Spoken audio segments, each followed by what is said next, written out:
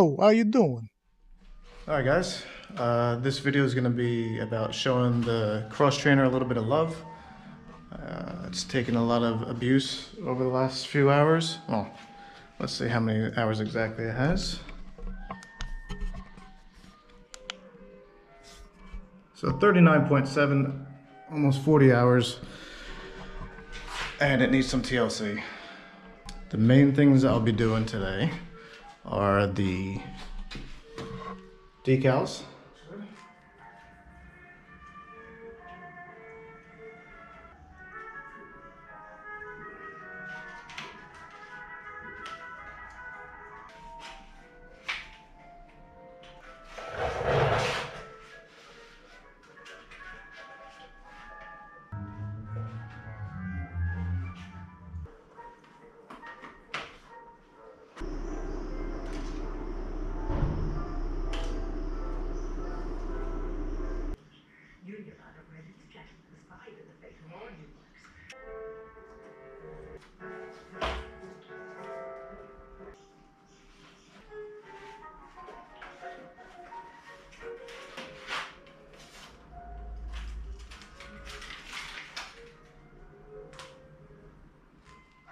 And replacing the seat because I think maybe the second ride I ripped the seat.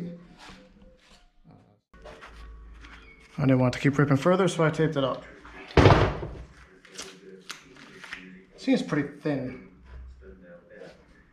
Actually very thin compared to the next one that's going on. Seems quite durable. Well, I'll fast forward this. I wish I could fast forward it in real time though. It's not exactly a fun job.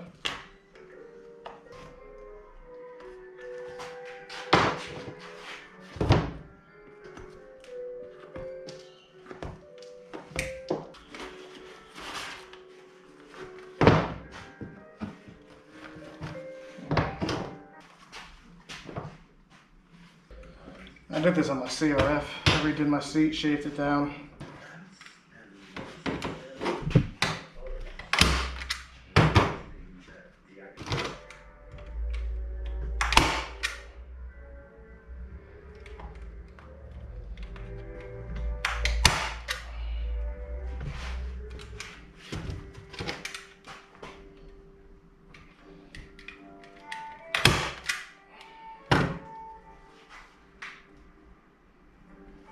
Okay, well done.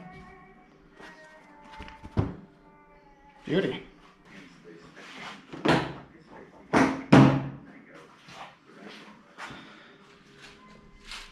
The biggest thing though is going to be the SmartCarb. Very excited to put that on. I'll be removing the oil injection as well. So no more oil injection. Alright, time to start taking the carb out. I'll loosen up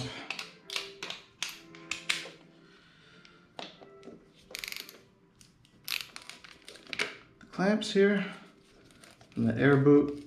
So not that I found this carb to be crap or anything. It's not too bad. One of my main complaints is that the fuel range on it is terrible. Yeah, I mean, I don't have too much elevation change, temperature change, as some people might, so that's probably not a huge factor for me. It's more or less about the range, and I guess a little bit of performance gain is going to be good out of it. Let's see. Now, I'll be removing the TPS. I'm not entirely sure yet. I'm going to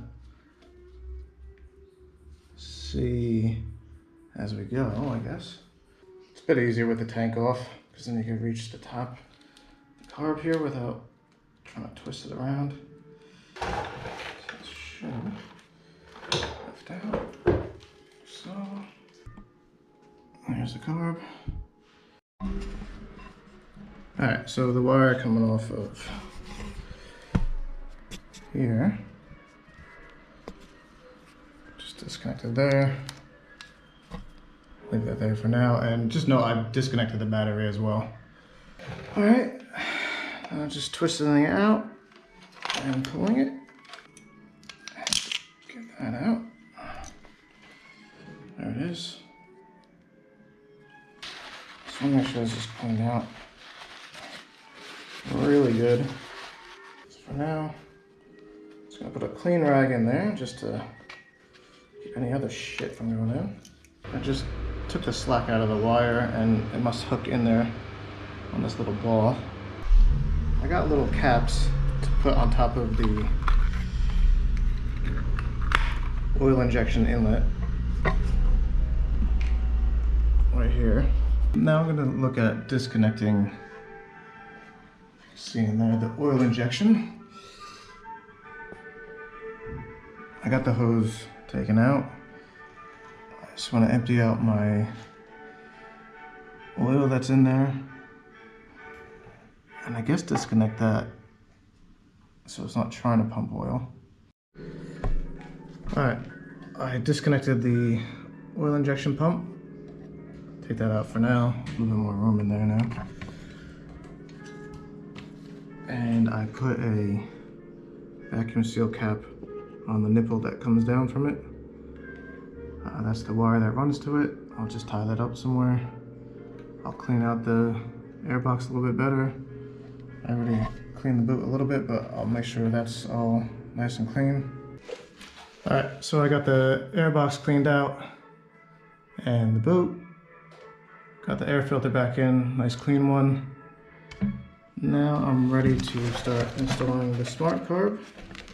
Just going through the book just to make sure I'm doing it all how it says to. It also mentions about the needle being stuck in the closed position, so in order to try that out is to blow into this hole while it's upright like this, and you should be able to hear air come through it, which I do. And then when you hold it upside down, you can actually hear it flip over, and so now it should be closed when you blow through it, which it is. So that's all working properly. So I need to remove the cap. Okay, so that's off now. Slide. Just be careful, there's a little washer inside the slide, I guess where the spring goes as well. Make sure you don't lose that. It might be easier if you have something, pliers or something to hold it. Try that. Goes through, and then let that down. Like that. Perfect. So this is gonna go back into the carb now.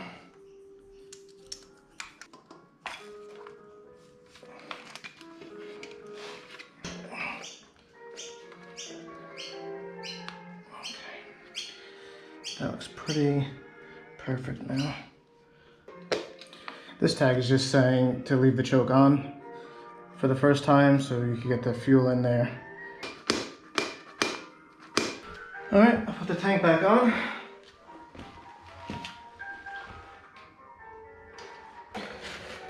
Fuel line.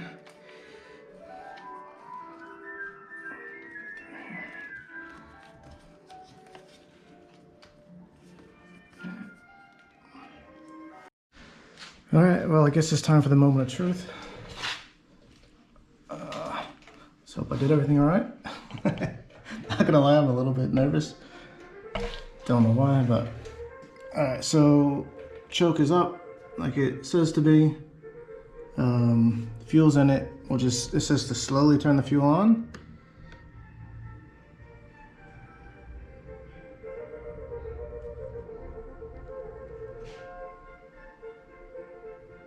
Fuel is on. I assume I got in there. I don't see any leaking. Everything's tightened up. Should be good to go.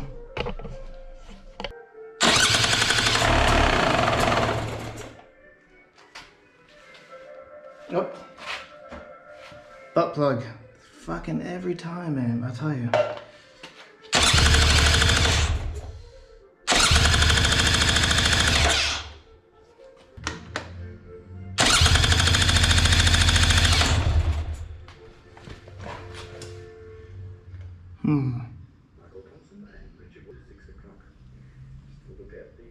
Alright, let me read through the manual and I'll be right back.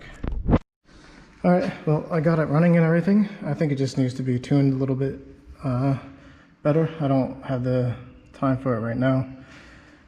But yeah, I was just running it. Let me see if I can start it real quick and get it running.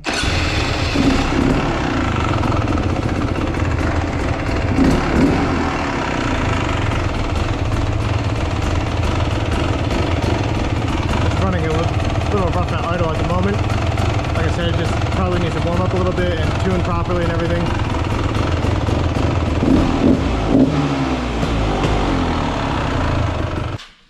I'll also be doing an oil change. Alright, now I'll finish the oil change. I already started it. Drained it. I like to put this plastic piece here to allow it to drain straight out into the pan so it doesn't drip all over the bike. To remove the brake pedal, or at least a spring or something to make it so it's not in the way, but it's not necessary. You can get it. Just do it by hand first, as always, just to make sure you're not cross-threading it.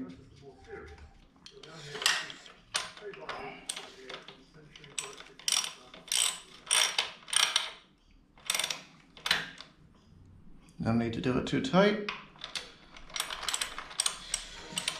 I don't bother doing the remove the screw to let some of the oil drain out so you have the right amount. I don't remember offhand. I think it's like 780 mil of oil that goes into it. So basically I just put a mark on this little container here where approximately that's how much it needs. And I just do it that way. From what I understand, it doesn't need to be exact. I mean, a little more, a little less.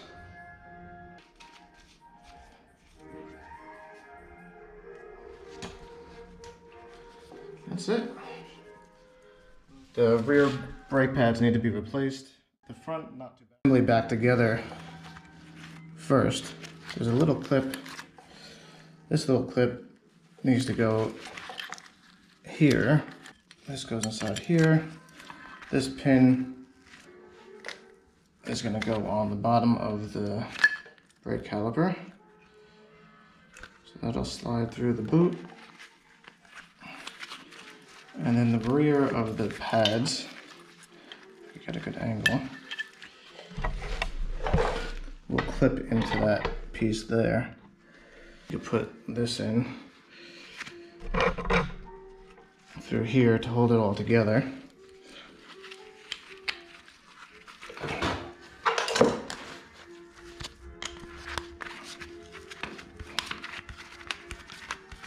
This part here will slide on to the swing arm. There's a groove for it,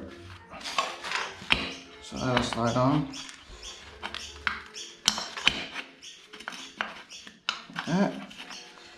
The piston is in far enough so it can fit the disc, which I'm going to do right now. Just take a screwdriver, kind of pry it apart to get the piston to go all the way back in. I think this is as far as I'm going to get it. Be a tight fit. There we go. I'll just have to tighten it all down, but there it is there. And always remember to pump the brakes a bit before you go on the ride, so this way you don't find out you have no brakes. The front, not too bad, but I got a set of fronts anyway. I'll see how they go. My new pegs. Alright, so the pegs don't seem to be the right ones, so that's done with. Send them back. And Barkbusters.